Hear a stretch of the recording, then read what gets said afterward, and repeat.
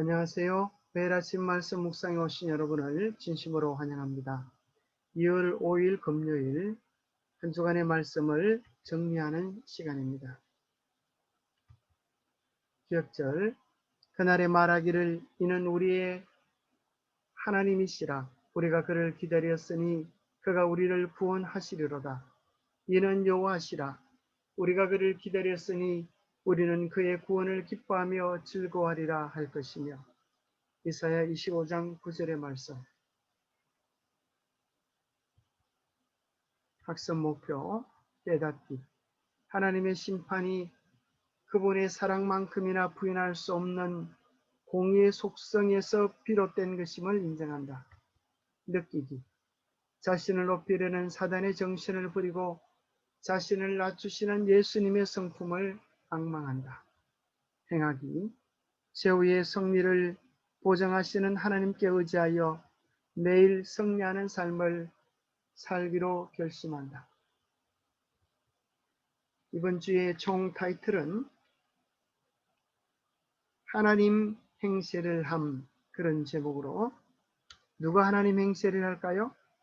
바로 바벨론 왕이, 또 본질적으로는 사단 마귀가, 또 마지막 시대에 적 그리스도가 하나님 행세를 하면서 하나님이 받으실 영광을 독차지하려고 하는 것입니다. 그러나 그 마지막은 멸망입니다. 2주의 말씀 일요일 열국에 임한 심판. 하나님께서 이 모든 세상의 심판자이시고 또 특별히 바벨론의 심판자이심을 확인하게 됩니다. 월요일 소지 큰 성 바벨론. 창세기부터 계시록까지 전개되어진 하나님의 반대 세력인 바벨론의 정치에 대하여 생각해 봅니다. 화요일 소지 바벨론 왕과 루스벨의 몰락에 대하여 생각해 봅니다. 수요일 소지 하나님께 이르는 길은 바벨론이 아니라 바벨탑이 아니라 하늘에서부터 내려온 사작다리이신 그리스도를 통하여 우리가 하늘에 이르게 되는 구원의 원리를 배웁니다. 목요일 시온의 최후의 승리. 결국 최종적으로 승리하게 되는 것은 교만한 루스벨이 아니라 겸손하게 예수 그리스도의 뒤를 따라가는 자들이 승리하게 될 것입니다. 일요일 열국에 임한 심판. 이사야 13장은 바벨론에 대한 하나님의 경고를 기록하고 있습니다. 그 당시에는 아시리아가 최고의 권좌에 올랐지만 머지않아 그 주도권이 바벨론에 넘어갈 것입니다. 그 바벨론의 세력이 어떻게 멸망할 것인지에 대한 하나님의 예언입니다. 너희는 애곡할지어다. 여호와의 날이 가까웠으니 전능자에게서 멸망이 임할 것이미로다. 그러므로 모든 손에 힘이 풀리고 각 사람의 마음이 녹을 것이라. 그들이 놀라며 괴로움과 슬픔에 사로잡혀 해산 임박한 여자같이 고통하며 서로 보고 놀라며 얼굴이 불꽃 같으리로다. 보라, 여호와의 날 곧 잔혹히 분냄과 맹렬히 노하는 날이 이르러 땅을 황폐하게 하며 그 중에서 죄인들을 멸하리니. 바벨론은 여러 나라를 정복하고 굴복시킬 장래 세력입니다. 특히 유다를 정복하고 국민을 포로로 잡아갈 세력이기 때문에 바벨론의 멸망에 대하여 하나님께서 이사야를 통하여 언급하고 계십니다. 아수르에 대한 심판은 이미 이사야 10장에서 선언되었습니다. 아수르는 이사야 당시에 가장 큰 위협이었습니다. 그래서 아수르를 무너뜨리기 위한 하나님의 계획은 이사야 14장에서 잠깐 되풀이 될 뿐 13장부터 23장에서 주로 다른 여러 나라들, 특히 바벨론의 멸망에 대하여 다루어지고 있습니다. 그 바벨론은 고대의 바벨론일 뿐 아니라 오늘 우리 시대에도 여전히 그 정신이 이어지고 있는데, 그것은 무엇인가 하면 하나님의 말씀에 전적으로 따르지 아니하고 내 생각, 내 고집, 내 주장을 버리지 아니하는 것을 이야기합니다. 그것은 더 적극적으로 나아가서 세상과 타협하고 이 시대를 위한 진리에 무관심한 것입니다. 그 정신이 오늘날 교회 안에서도 팽배해 있는 것입니다. 적극적으로는 하나님의 진리에 대하여 대항하는 것이지만 소극적으로는 진리에 대하여 무관심한 이 정신이 곧 바벨론 정신인 것입니다. 바벨론은 어떤 곳인가? 월요일 큰 성 바벨론에서 다루는 내용인데요. 첫 번째 우리는 바벨론을 바벨탑에서 발견하게 됩니다. 그것은 니무롯이 시날 땅에 처음 세워서 인간 스스로 구원을 이루려고 하는 행함에 의해 결산인 것입니다. 그것은 바벨론으로 더 이전의 수메르 명칭 카딘길라 신들의 문이란 소리입니다. 그리고 11장 9절에는 혼잡이라고 하는 단어로 바벨론을 설명합니다. 그것은 혼잡한 온갖 악한 영들의 모임임을 발견하게 하는 것입니다.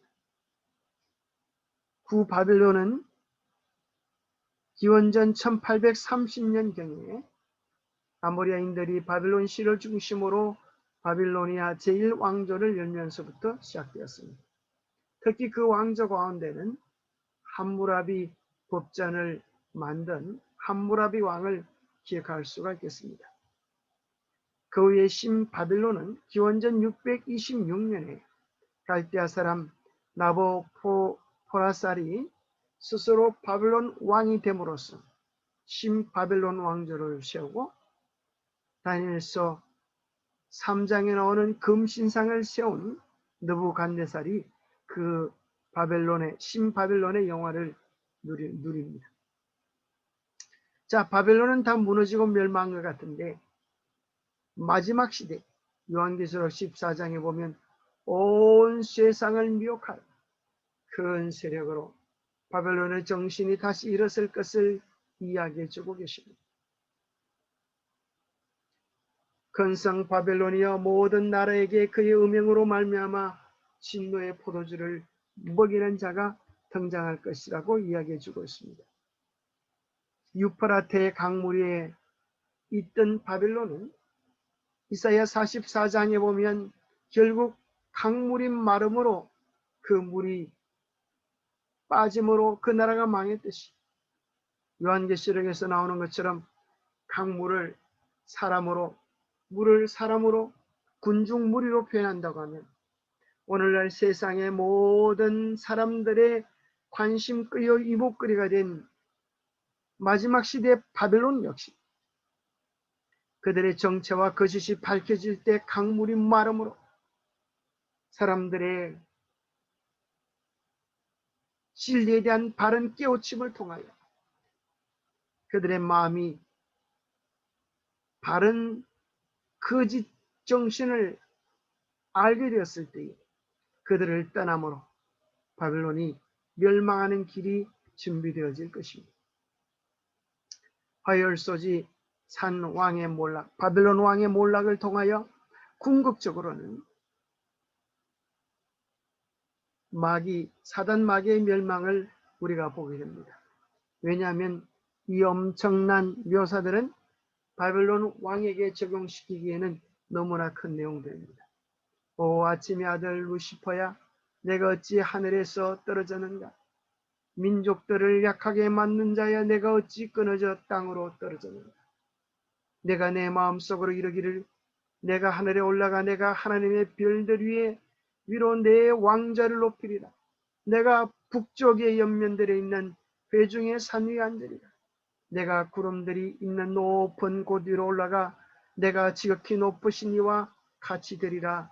그렇게 이야기했던 바로 이 사단 마귀가 가장 낮은 곳에 떨어지는 것입니다. 오늘 우리는 우리의 선택에 따라서 어둠의 세력인 마귀의 도구가 될 수도 있고 하나님의 영광의 빛을 비추는 빛의 통로가 될 수도 있습니다. 예수님께서는 세상 끝날 때까지 하나님의 백성들을 사랑하십니다.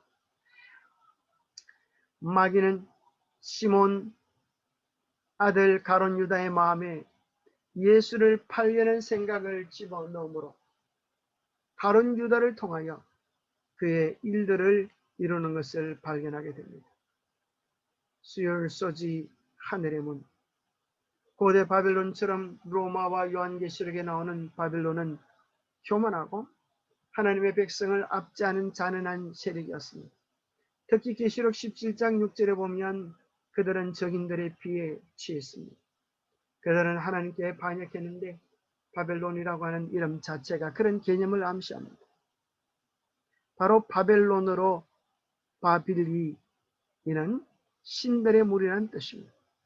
인간의 노력으로 신의 수준에 오르려는 인간의 행함에 의해 모습을 보여주지만 바벨탑을 쌓아서 하늘에 이룰 수는 없는 것입니다.